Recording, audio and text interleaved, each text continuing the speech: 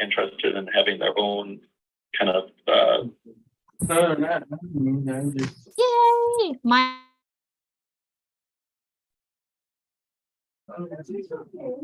You got audio? Yeah, there it is.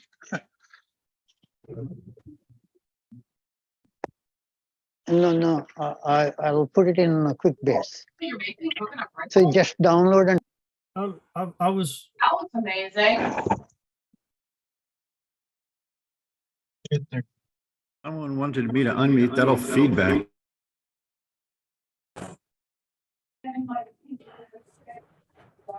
Oh, okay.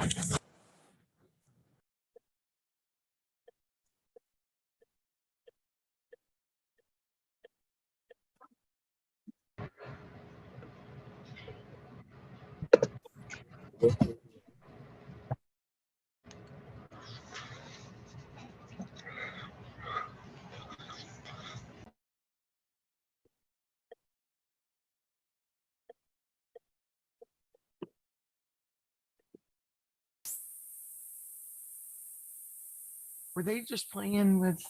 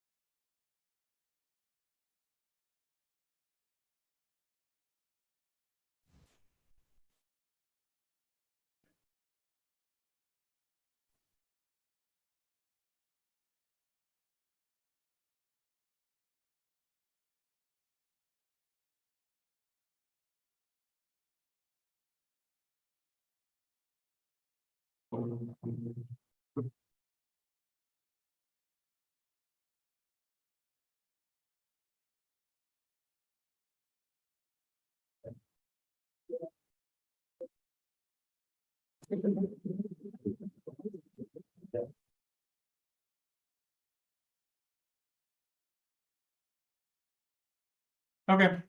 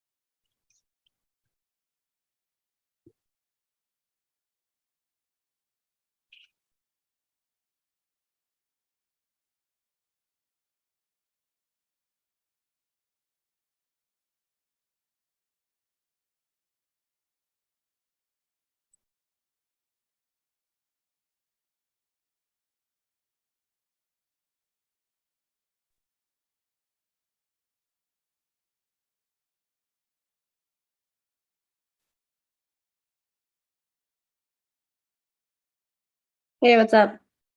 Hey.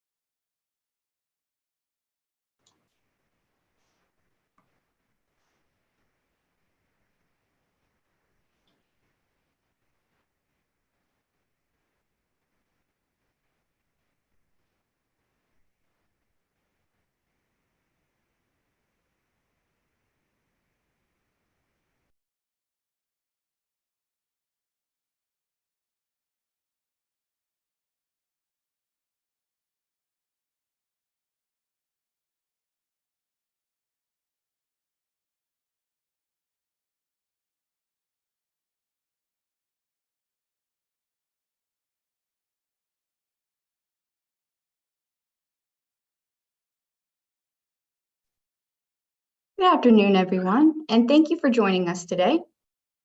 My name is Charlotte O'Donnell. I work for SCNA, and I'm helping to support today's webinar. Here's a brief overview of the agenda. First, I'm going to give participants a quick orientation to the tools they may need, like turning on captions and submitting questions. Next, Denise Scott and Mark Evangelista with EPA's Office of Air Quality Planning and Standards will give an overview presentation regarding the 2024 PM2.5 National Ambient Air Quality Standard Initial Area Designations process. Finally, with the remaining time, we will conduct a Q&A session and, where possible, provide responses to questions relevant to today's presentation. The presentation of this webinar is being recorded via the YouTube live stream link. EPA is not separately recording this webinar and is not intending to post the recording to EPA's website. The EPA intends to post the slides that are shown today to EPA's 2024 PM2.5 designation website. A link to the website is now posted to the chat for your awareness.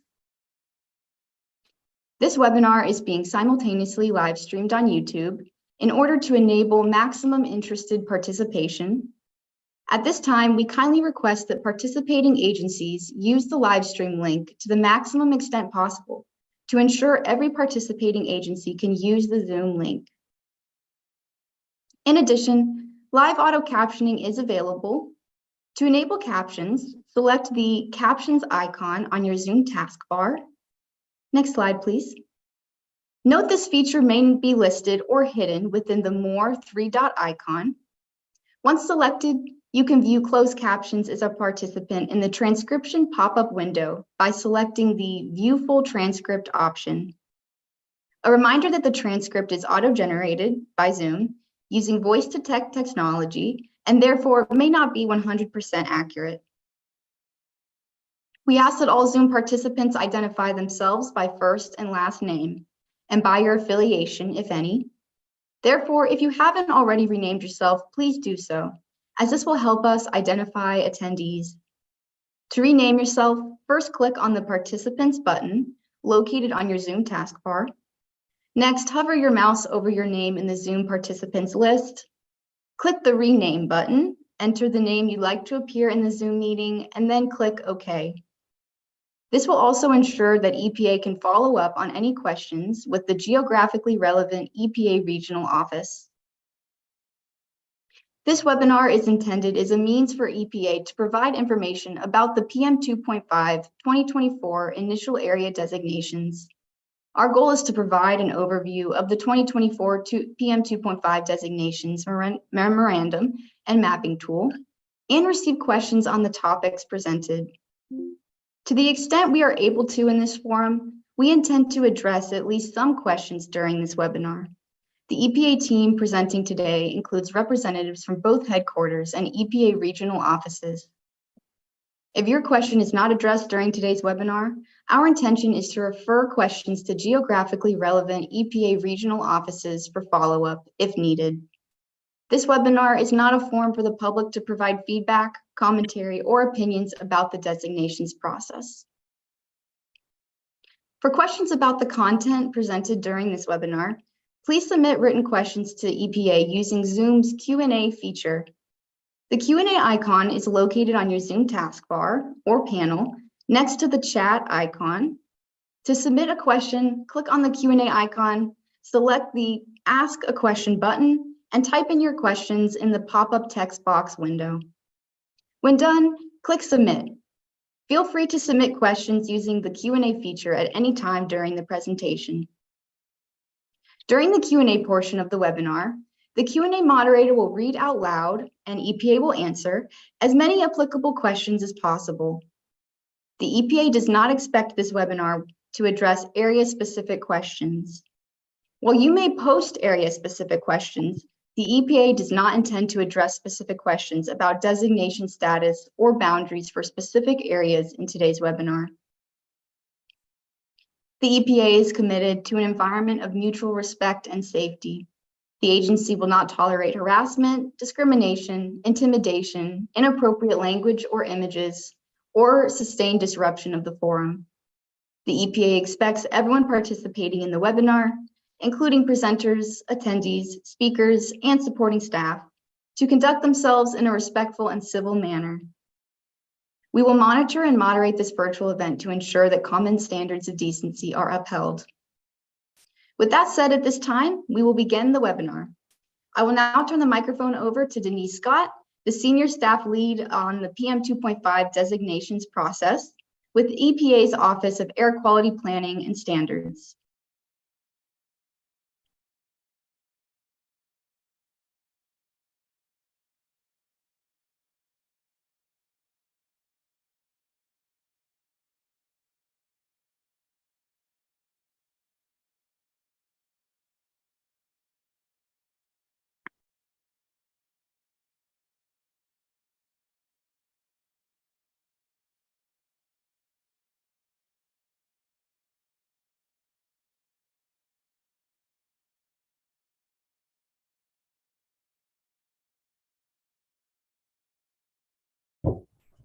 Denise, you're on mute.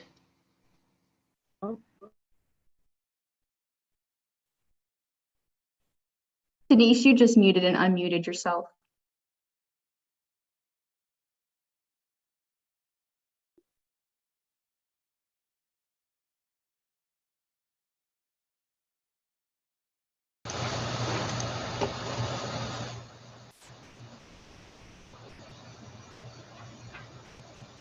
How's that?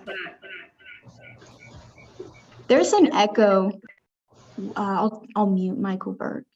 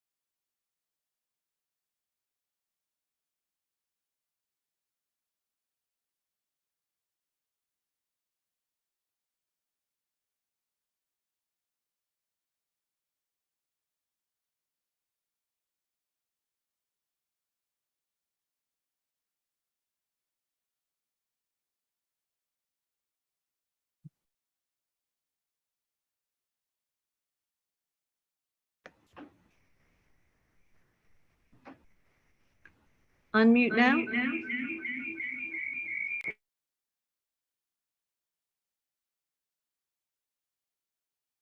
You were unmuted.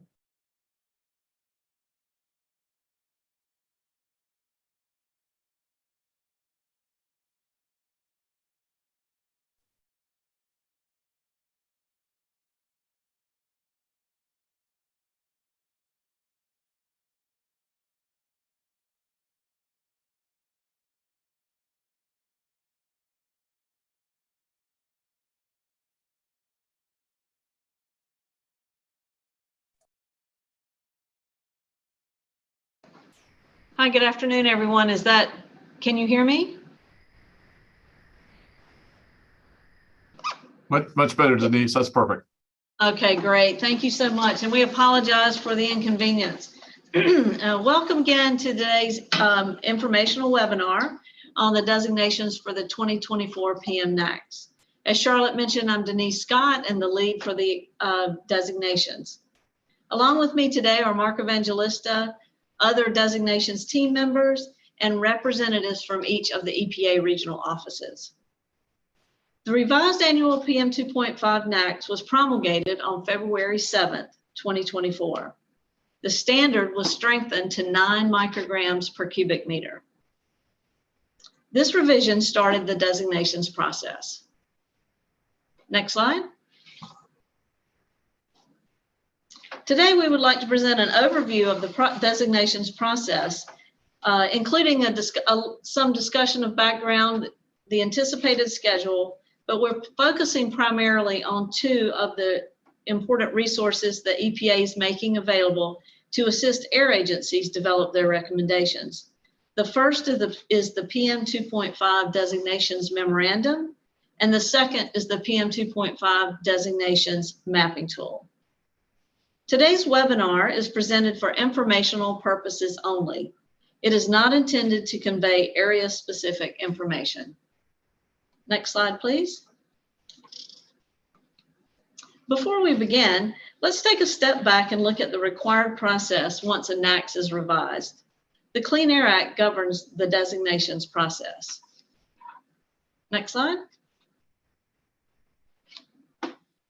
Section 107D of the Clean Air Act describes what happens once a NACs is revised. When EPA revises the NACs, the Clean Air Act requires EPA to designate all areas of the country as attainment, non-attainment, or unclassifiable.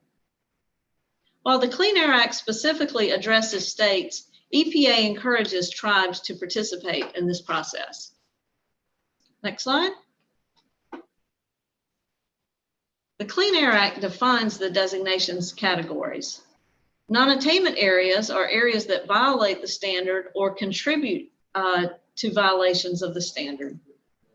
Attainment areas are areas that meet the standard, and unclassifiable areas are areas where there isn't enough information to determine whether the area is in attainment or not. Next slide, please. Here are the 4 key steps in the designations process. The first step is for the governors or tribal leaders to submit recommendations to EPA on their attainment areas. The recommendations are due no later than 12 months or 1 year after promulgation of a revised standard. If the EPA intends to modify a state or tribe's recommendation, it must notify the state or tribe of the intended modification no later than 120 days prior to final designations. This is known as our 120-day letter. At the time the 120-day letters are issued, the EPA provides the state or tribe with an opportunity to submit additional information to EPA. This period lasts 60 days. Next slide, please. I'm sorry. And then the final designations are due no later than 2 years after the NACs is revised. So those are the 4 key steps in the designations process. Next slide, please. In keeping with our commitment to support air agencies in the designations process, the EPA is making the following resources available. Next slide. First, EPA has updated and will continue to update the particle pollution designations website with information on the revised standard and other designations related information. As I mentioned, one of the primary resources that EPA is offering is the designations memorandum. The memorandum, the designations mapping tool, relevant data sets, and our tribal policy and guidance can all be found at the particle pollution designations website. Next slide, please. Additional resources we're making available are an updated exceptional events website, This website can assist states that would like to submit exceptional events demonstrations, and we've also added new wildfire resources on the website. EPA has also developed a training module for designations. It is available on EPA's Air Knowledge website and also on the Learning Management System website. This module is particularly helpful for new staff and is a good refresher for those that have worked on designations in the past. In the spring, we also hope to host a webinar on the 2016 PM2.5 implementation rule. Next slide, please.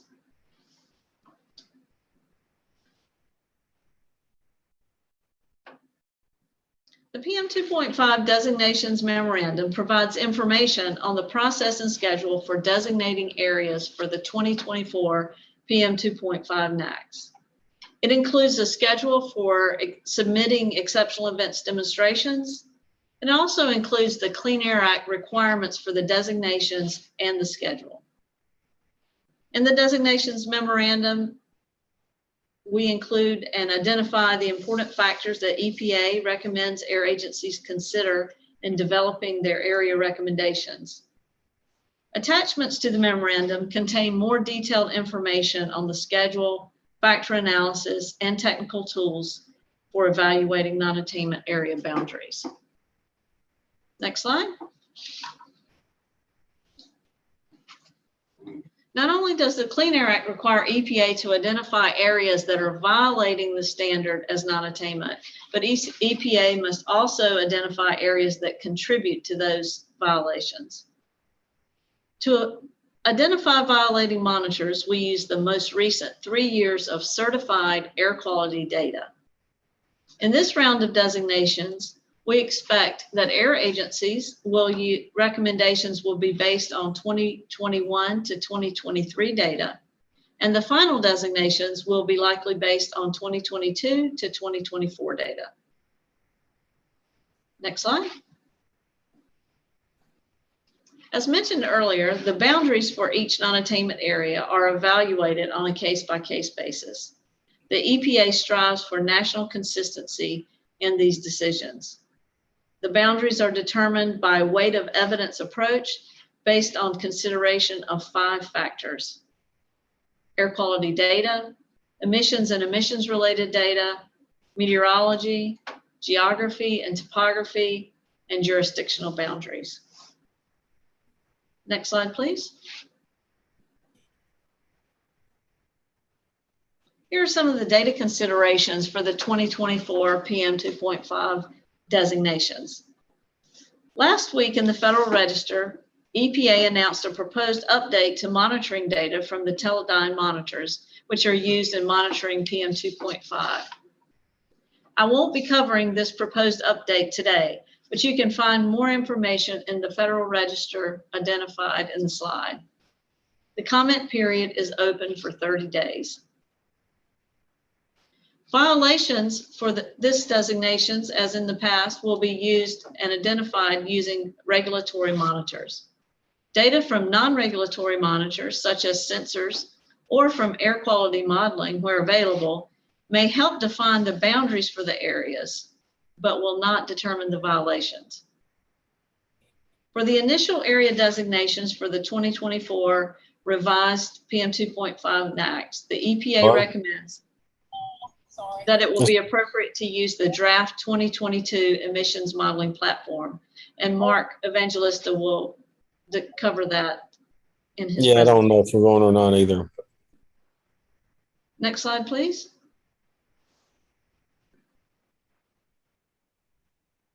These are the 5 factors I mentioned earlier that the boundaries will be based on, the case-by-case determination. Mark will cover these also in more detail in the demonstration. The EPA is developing next slide, please. The EPA is developing additional tools and resources for state and air agencies that choose to request the exclusion of data influenced by exceptional events. More information on these tools and additional information and guidance related to exceptional events can be found on the web page you see on your screen. Next slide, please. Now we'll take a look at the anticipated schedule. Next slide. Based on the Clean Air Act timelines with a promulgation date of February 7th, 2024, here are the anticipated dates for the key actions in the designations process.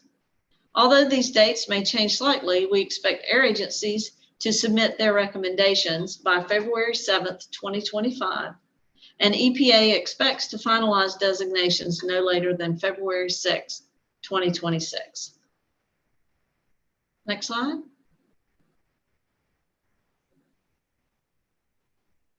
For states that would like to request data to be excluded for the purposes of the initial air quality designations, here are the anticipated dates for submitting initial notifications and demonstrations. I would like to note that the completed demonstrations are not required for data year 2021.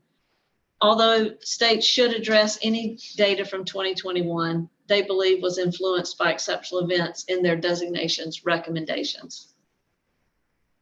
Next slide, please. Now let's turn to the PM designations mapping tool. Next slide. This tool assists air agencies in developing their area recommendations. It gives users access to important data to analyze the 5 factors, and it also helps users visualize the data. Next slide. For the 2024 PM2.5 designations, EPA has added 2 new data layers. Executive Order 14,008 directed the Council on Environmental Quality to develop a new tool to identify disadvantaged communities. The Council on Environmental Quality developed the Climate and Economic Justice Screening Tool. CGIST uses publicly available data, nationally consistent data sets to identify disadvantaged communities, and this has been included for the 2024 designations. Tribal boundaries for purposes of designating areas of Indian country will include the following data sets: American Indian reservations and off-reservation tribal lands. Additional tribal data sets will be used for consultation, communications, and for outreach. Next slide. Now I would like to turn the presentation over to Mark Evangelista in EPA's Air Quality Assessment Division to demonstrate the PM2.5 mapping. Hi, I'm Mark Evangelista, and I'm about to take over the screen. So the mapping tool that you see before you is the same basic premise that we've used in previous designations.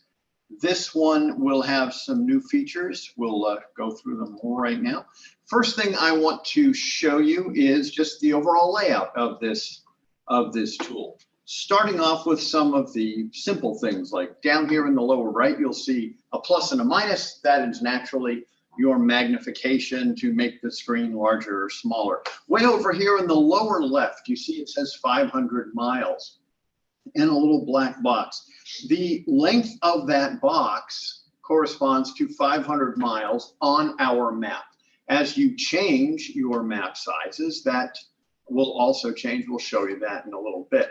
If you want, however, to get a more accurate measurement, you go up to the upper left here and you'll see my cursor on something called measure. Click that and you can then just go from one spot to another and it will give you the distance in those 2 spots. And that gives you a little more accurate depiction of what you want for a distance. The search box, pretty much self-explanatory. You type an area inside the search box and you will go right to that area once you hit return. There is a large database of locations, so you'll have easy access to most common names of places you want to pick. Now, looking over here on the right, we've got a bunch of blue dots over on the right side. I'll start with the very first one on the far right, and that's the Contact Us dot. That's probably the most important one. If you click on that, you will be able to get a hold of us and ask any questions you have about the tool or about some of the data in it. That will give you this screen. You will get a new website and you just fill that information out and we will get back with you and address any questions you might have. Moving to the left, the next one is a print box. That's pretty much also self-explanatory. No need to really go into that other than to tell you that you can change different locations and you can also set different map scales. And clicking this little box down here that says print preview, whatever highlights in blue is what will show up on your printed page. Once you do print something, you need to go to this print results queue, and all the print jobs that you put in there will be there for the duration of your using the tool. So you don't have to keep reprinting stuff. You'll have those files anytime you want to get them to take a look at what's going on. The next box over here is the bookmark box. We'll talk about that in just a few moments. And I'm going to move a little further over to the left and go to the draw box. Again, standard feature of just about every tool you have out there for presentations or websites. You can draw a little circle and it'll draw. The nice thing is once you create one, simply click and more of them will pop up. And that's an easy enough tool to use. I don't need to go into that in any more detail, I don't believe. Now we can take a look at this legend box. You'll see nothing's in it. We'll talk a little bit more about the legend box in just 1 minute. So what haven't we talked about? We haven't talked about base maps. As you see right now, we've got a base map that's got some terrain on it. I can change to other maps. When you're doing a lot of the overlays of different layers, this first one, light gray canvas, seems to be a good one to use because it's not very obtrusive, doesn't have a lot of stuff getting in the way, and it's much less cluttered. I said we would talk about bookmarks earlier, and we're going to talk about them right now. Bookmarks are locations and states. You've got a bunch of different layers on your map. You've got a bunch of different information on there. At any point, you can just create a bookmark, go down here, hit the add button, give it a name, and you will have a snapshot of everything you've got, layers, information, the size of the map that you can go back and refer to somewhere else. I've done a few of these ahead of time. Here's one we'll go to right now. This is the mid-range view of the Kansas City area. You'll see that it zoomed in on Kansas City, and we've also got counties and states better highlighted. Now I'm going to take a look at the most important one, the layer one, the blue box that your blue dot you're going to use more than anything else. This lists all the layers in the tool. At the moment, we have counties down here and states highlighted. As you can see, if I take them off, we're back to just our gray map. We have put a special layer in for counties and for states because it's very helpful to have those borders all the time available to you when you want to look at other things, so you can keep an idea just on which counties you're dealing with. And also, you'll see a little bit later, information attached to those counties is found as well. Well, if I have those things clicked, where did they go? They disappeared because we don't have this higher level box. You'll see way up here where my cursor is under jurisdictional. One of the things about this GIS mapping tool that we're using is it's a hierarchical system. You have to not only click the layer you want to see, but any other groups that contain the layer. You see, once I click that major group that contains our county and state, then they show up. So you have to make sure you click everything in the hierarchy. Another very important thing to keep in mind here is whatever looks to be above something else in the list is also in front of that particular layer on the actual map. Much like the go forward, go back you see on a lot of your presentation softwares, that's what you have here. Let's just pick something really quickly. We'll pick these core-based statistical areas, CBSAs. I go to the next layer right above it, and you'll see that it goes over top of those other green boxes underneath it. So everything that is above in the list is in front on the map. That's something to keep in mind if you should click on something and wonder just where it went if you don't see it right away. So now that we have lay of the land, let's take a look at the layers and see just what we've got. I'm going to go back and turn on my counties and states, and we're going to start with what we said earlier. You saw Denise had listed earlier the air quality data being one of the first factors that we have to look at, and the air quality data in this case will contain several things. First of all, we're going to have the design values. And before I go any further, let me point out that the data you see here is just to show you the capabilities of the tool. Like we said earlier, this is for informational purposes. Don't use any of this data for any of your decisions here. It is just to show you how the tool works at this point. So the design values we have in here, for example, are 2020 to 2022. I've just clicked on the ones that are violating, that exceed 9. You see some that have popped up. Here are the monitors that have design values that are not violating. So not only do you get the monitor color coded to show you what's going on, but you're also going to get a little more information. You get that in a couple of places. First of all, we can go back to that legend box that I showed you before that didn't have anything in it. Well, now it has the legends for all the layers that we're showing. You also can get to the legends by looking at these little 3 lines over here. That will also show you what's going on as far as the legends go for the blue dots and the brown dots. When we take a look at some of the other information that we have in here, we've got the dots themselves, corresponds to each monitor. Clicking on one of those, suddenly I see a bunch of information that shows up for each one of the monitors. And in this instance, that is attached to this particular blue monitor that we're showing here. When I bring that monitor up, we've got a bunch of data that shows for the monitor itself. And you'll notice this little corner here says 1 of 3. That means we have 3 layers showing right now, and you get information for each of the 3 layers. I'm sorry, Mark, I think we're getting some feedback here that people aren't seeing the maps. It appears someone has taken control of the screen. There we go. There we go. Thank you. They have now relinquished control of the screen back to me. I'm going to back up for 1 second and take you really quickly through what I talked about before things disappeared, and that is the layer list. Taking a look at the layer list here, we're going to start off with air quality data. I've got right now 2 boxes clicked. There's some blue dots and there's some brown dots. If we clicked our little legend box, it will tell us which is which. The brown dots are violating, greater than 9 on the design value. The blue dots are less than 9. That's how you get the legend information there. Let's go back to the layers and show you that you can also get your legend information with these 3 little lines here. So it's available in several spots.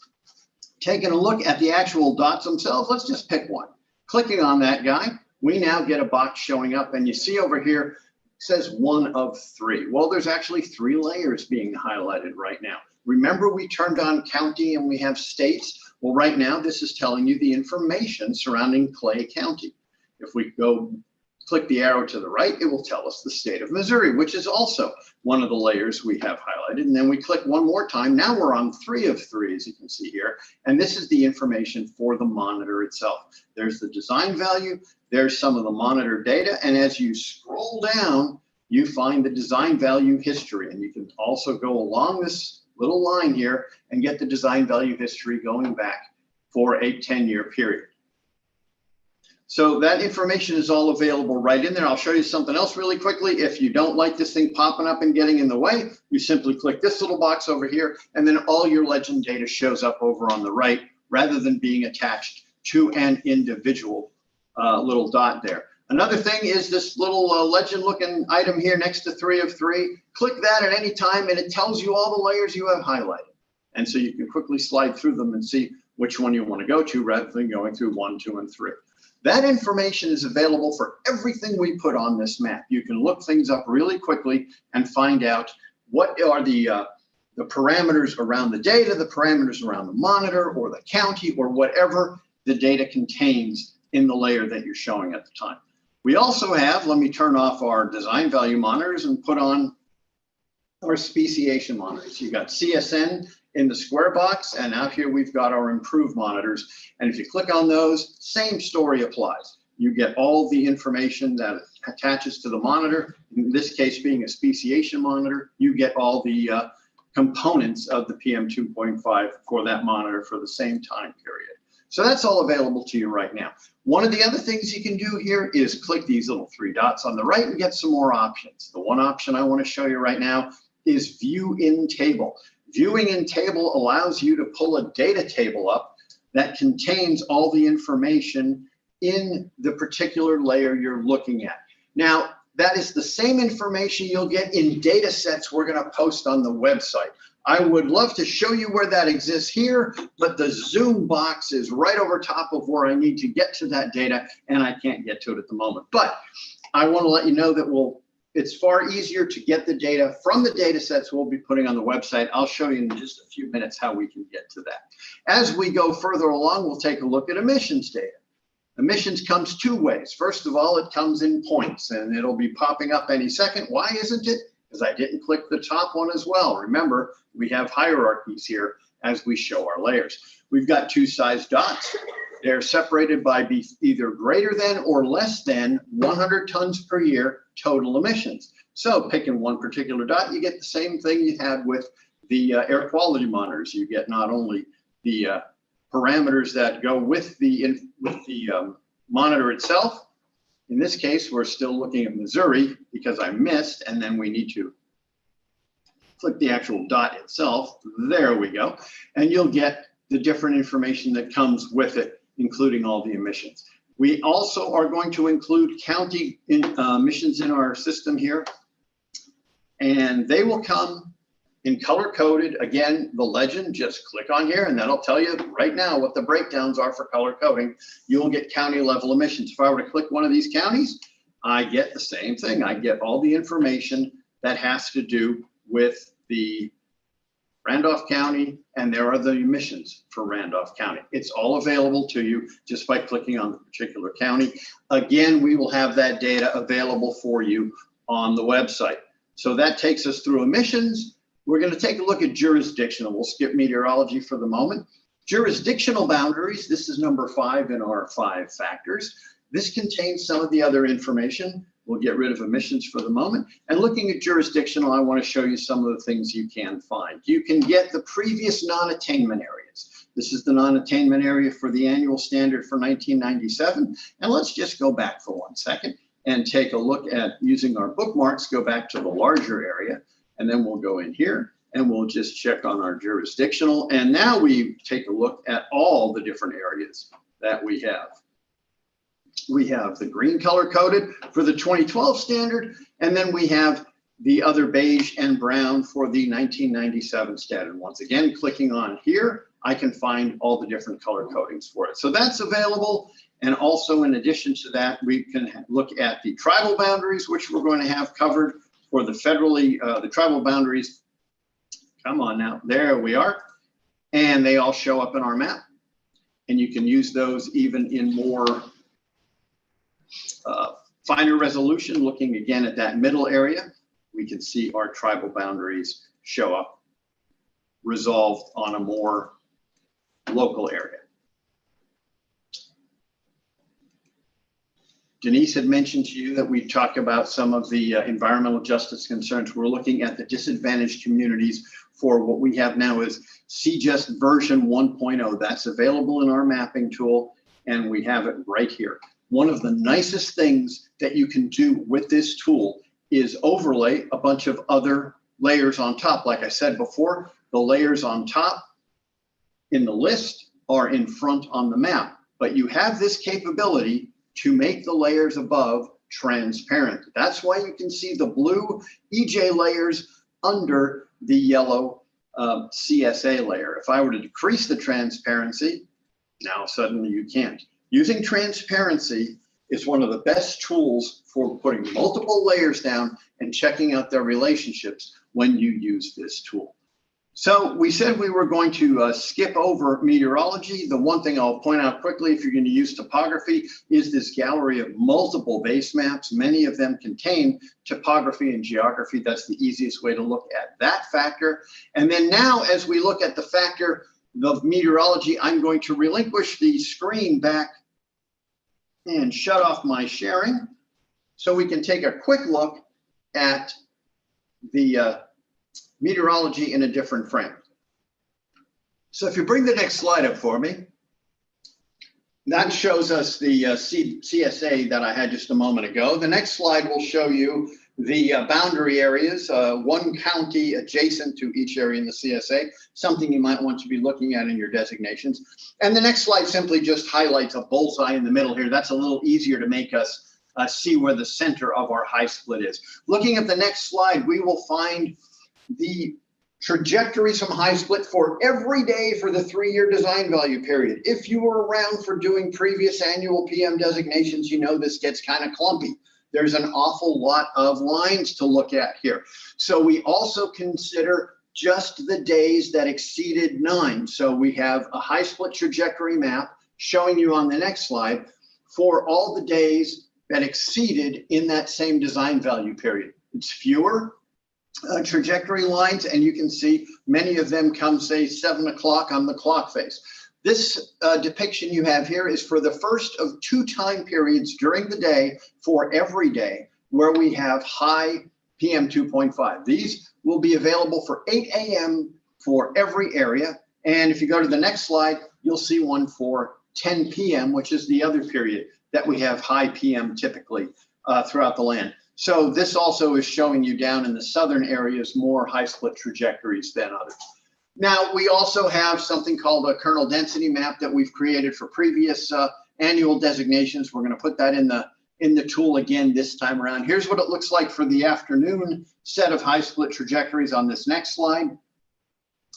And you can see it's showing the same area, a lot of southern exposure for trajectories. I'm going to go back again with the next slide and show you the AM trajectories, and I'll show you the corresponding kernel density map for that one, and that'll come up on the next slide, and you will see this time there is much more of a southwesterly turn to it. So these KDE maps do reflect the trajectories pretty closely.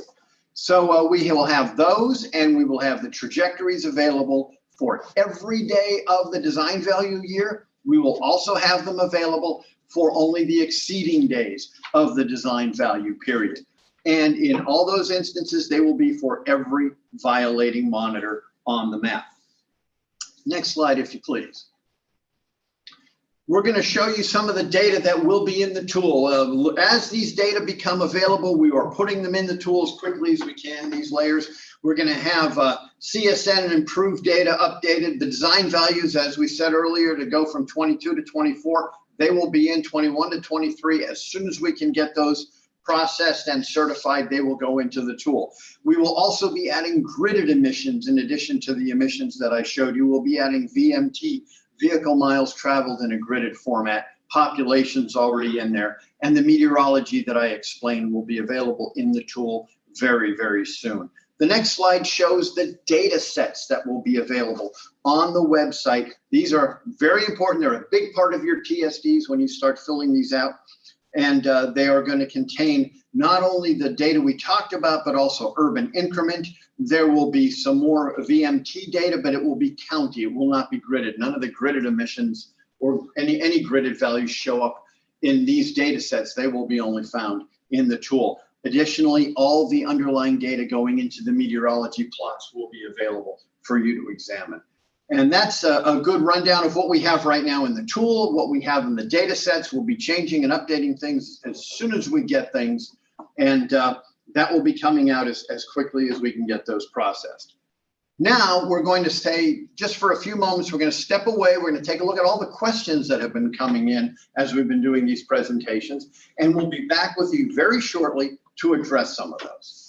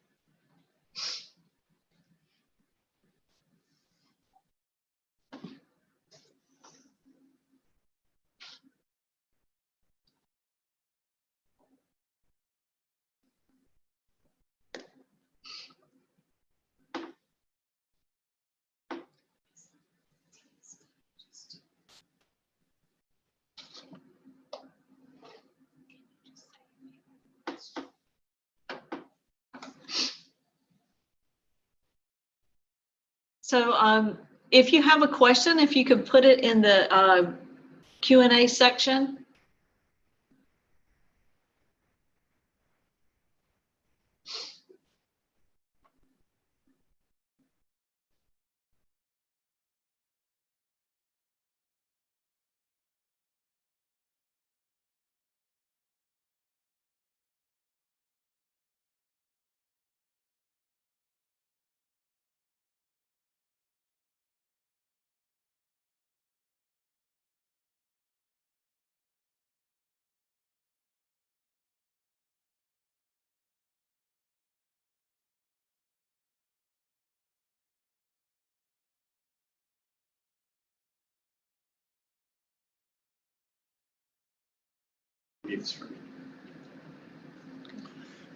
This is Mark again. We have a question about the high split trajectories and how long they are running for. The question specifically asked if they're 72 hours. No, in fact, they're not even 48 hours. These are 24-hour trajectories. And the reason we use 24 is by the time that 24-hour trajectory reaches its end, it is so far out of the area of consideration when we're looking at a designation that the next 48 hours or 72 hours wouldn't matter.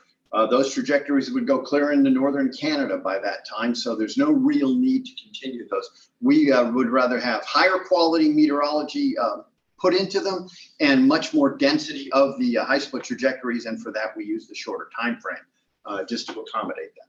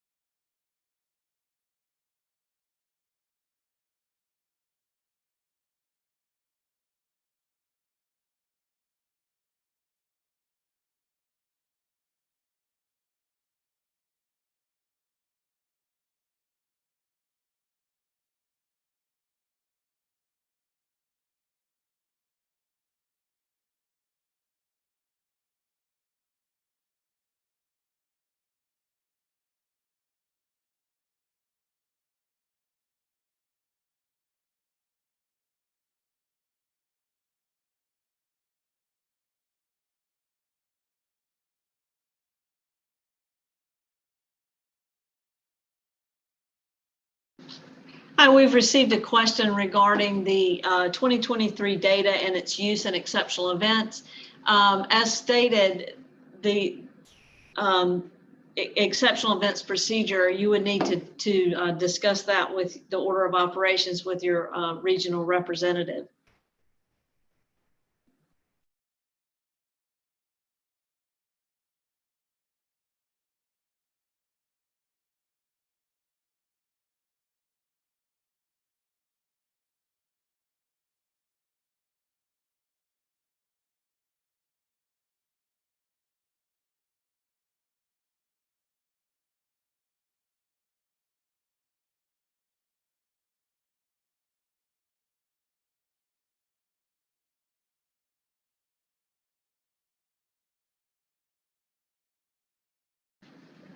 Thank you. And again, I just wanted to mention that if you would please, if you have a question, please put it in the Q&A part of the Zoom tool, and also mention your affiliation. So if we don't answer the question, that we can get back to you or refer it to the regional office.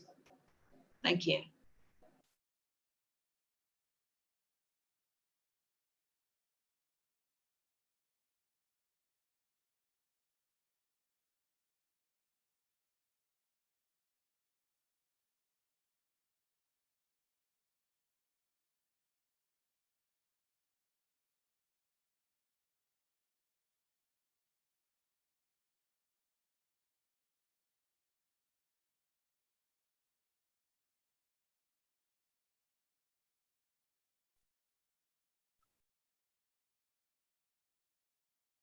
At this time, we've come to the question and answer portion of today's webinar. Again, my name is Charlotte, and I will moderate the Q&A session. The EPA will be responding to questions as the EPA is able to do so.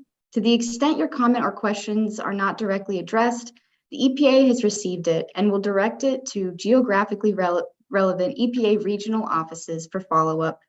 if any is needed. In addition, you may also separately reach out to the appropriate EPA regional office with specific questions. And now we are going to begin with our first question from Gary Knapp.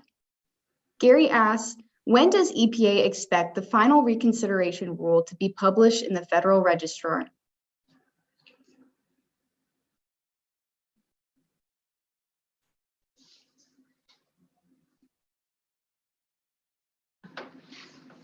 Thank you for the question, but we are not aware of that date. Thank you.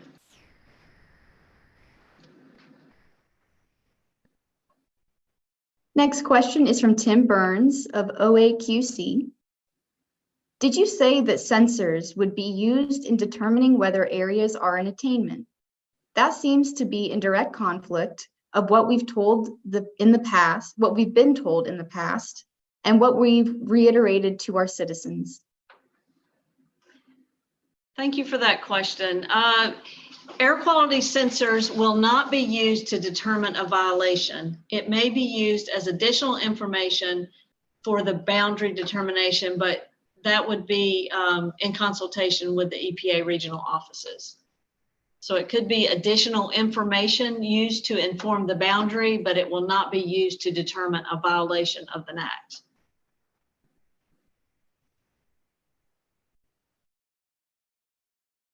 Next question is from Caroline Crow from Lone Star Legal Aid. The EPA website says this, and I'll read this quickly. See PM2.5 Designations Mapping Tool. The PM2.5 mapping tool gave air agencies access to air quality data, emissions data, and jurisdictional boundaries to assist in designations in the 2021 particle pollution NAAQS.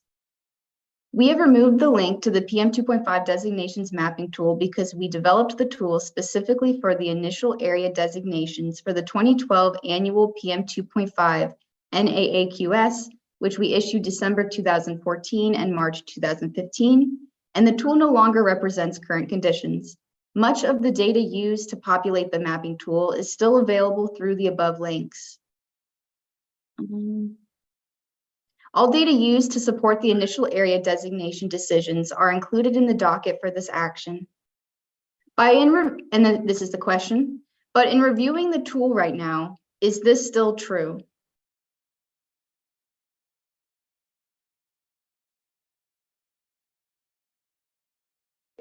I think they're going to. Yeah.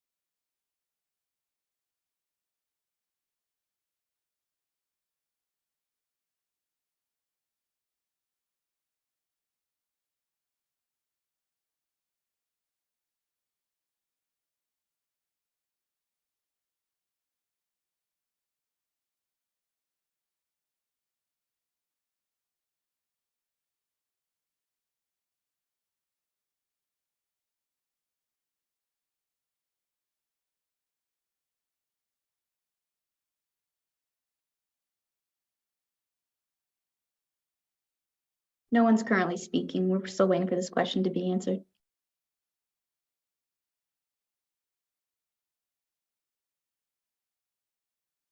think we're just having a little bit of technical difficulties. As soon as we can get our RTP team back up.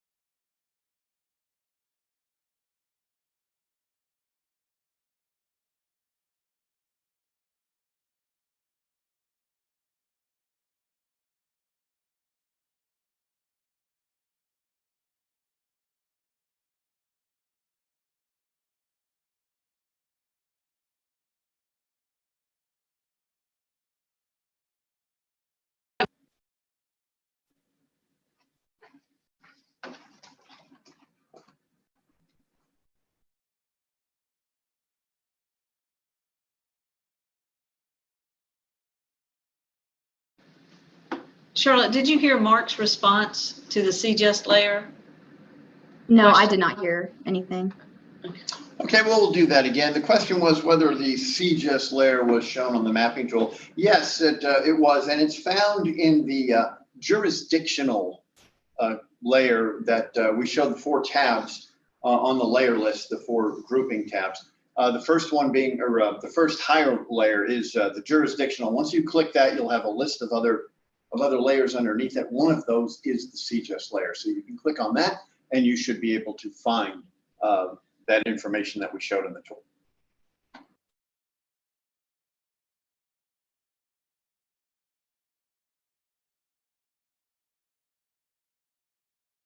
Okay, next question comes from an anonymous participant.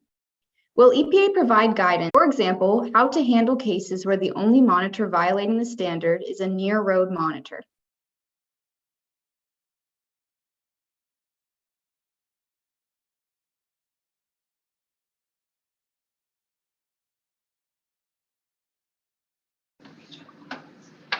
Thank you for that question.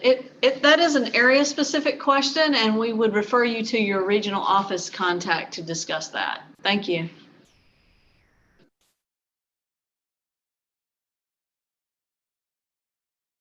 Next question is from Michael Flagg in the Bay Area AQMD. Is there a timeline for uploading the tool with 2021 to 2023 data? Also, can you explain the input for the DVs, AQS, Data Mart, or the EPA DV spreadsheets?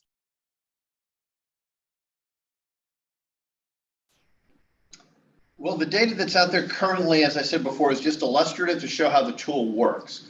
When we do put the data out for the first round, it will be 21 to 23 design values. They will be the design values that you see normally published, and they become available, I believe, in May. And that data set on the web page will be the same data set used to populate the tool layer. So they will be the same information, just the data set on the website is reformatted to make it much more user-friendly for you to put into any of the common spreadsheet applications and work with it more easily.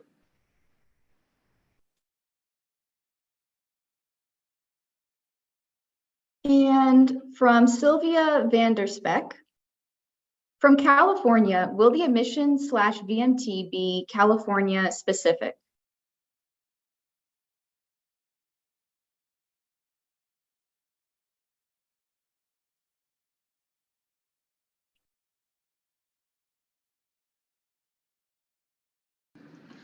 The VMT information at the county level and also the gridded level will be naturally specific to the particular counties. The gridded information is county information that is reformatted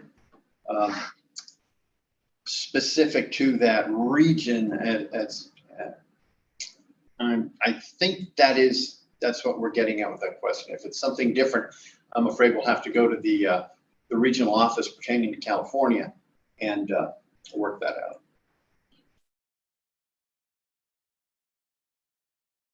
Next question is from Martin Johnson. Has EPA decided on the inventory base year? I've heard 2023 being the latest NEI year would be appropriate.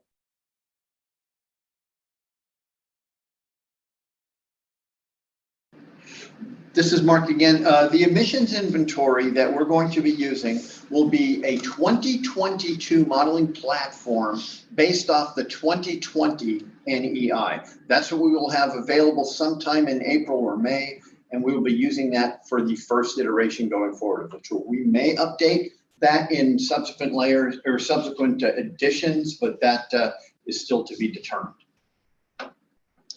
Thank you, Mark. And with that, that will conclude our webinar today. That will be the last question that we take. We'll be monitoring the Q&A section to see if we can send any of those questions to the regional offices. But thank you for participating, and we apologize for the glitches, but we will make the slides available on the website. Actually, they already are on the website. Links to the mapping tool and the designations memorandum are also on the website. Thank you again for your participation.